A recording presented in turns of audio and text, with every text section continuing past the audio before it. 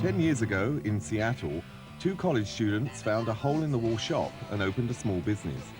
What they began there would reach listeners around the world. Fallout started as a record and skateboard store in 1984. My original partner, Bruce Pavitt, who everybody knows eventually went on to form Sub Pop. We started the store as a real small little place, selling just independent music, few imports, skateboards, this and that, and since then, things have really changed. What changed it all was the Sub Pop label, records made by artists who shopped at Fallout Records. And behind that change was Sub Pop founder Bruce Pavitt, a man with a very distinctive gift for hype. With his partner, Jonathan Poneman, Pavitt built that image the world now calls grunge.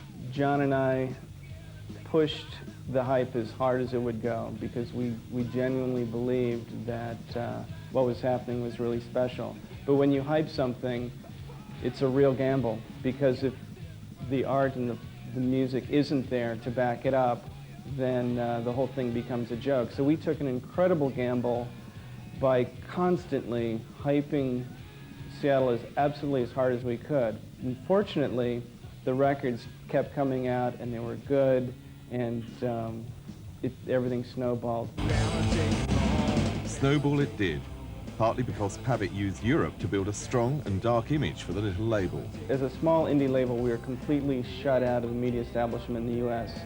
However, because England has such a relentless schedule when it comes to writing about music, we knew that the only way we could maybe break through to the media was through the British press.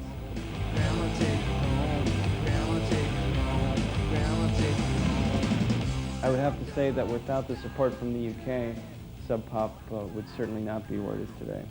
It's a psychobilly freakout! Sub Pop is still a synonym for grunge, but Pavitt himself is busy grooming a new generation. We are trying to reinvent ourselves, and it's difficult. The model we looked at when we first started the label was Motown. We wanted to do more like a punk rock street version of Motown. And now I think that actually the early Rough Trade would be a very good model. Turn around. The new plan involves bands like Jail, Combustible Edison, and Velocity Girl, who play theatrical, very traditional pop.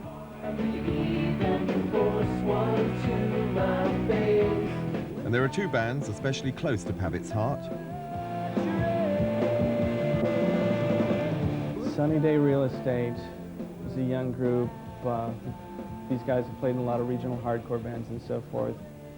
This is their first album. It's called Diary, and boy, I haven't seen this kind of excitement since the early days of Mudhoney and Nirvana as far as just a band capturing the imagination of the local youth.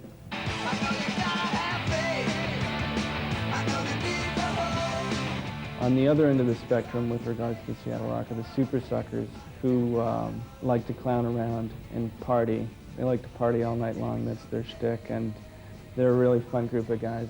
And they're just one of the greatest live rock and roll bands I've ever seen. Sub Pop has always featured powerful figures. Nirvana's Kurt Cobain, Mudhoney's Mark Arm, the Screaming Trees' Mark Lanegan. Now, the man who gets Bruce Pavitt going is Reverend Horton Heat.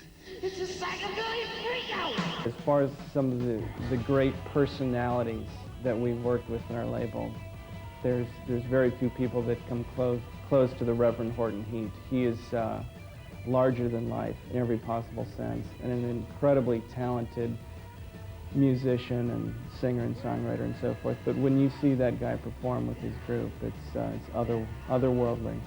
In changing the face of 90s music, some of the label's personalities courted personal tragedy. But Bruce Pavitt hopes that time is past. Sub Pop is now a global indie with a glowing future.